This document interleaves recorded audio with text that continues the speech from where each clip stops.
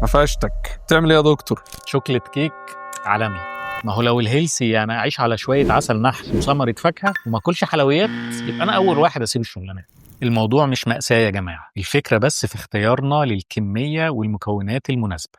فاعمل سيف للفيديو ده عشان هتحتاج. تعال اقول لك بقى ايه اقوى 4 بدايل للحلويات العاديه. 1. كوكيز بالشوفان، وهنا استبدلنا الدقيق الابيض اللي بيرفع السكر مره واحده ويجوعك بسرعه بالشوفان اللي بيشبعك لفتره طويله وبيوزن سكر الدم. 2. كيكه الجزر سعراته قليله واليافه كتير، وده هيشبعك مده اطول ويخليك تبعد عن الاكل اللي مش صحي. 3. تشيز كيك الشوفان، ميكس الشوفان مع العسل والزبادي اليوناني هيقللوا السعرات الحراريه اللي هتلاقيها في التشيز كيك العادي. 4. كيكه التمر هيخليك تستغنى عن السم الابيض اللي هو السكر طبعا، ولو حابب تخليها اكله ولا غلطه استبدل الزيت العادي بزيت صحي زي جوز الهند او زيت الزيتون. يعني في الاخر مش هتحرم نفسك من الحلويات ولا حاجه، بس هتاكلها بذكاء. جربوهم وقولوا لي ايه اللي مش قادر تبطله واقول لكم بدايل لايه تاني.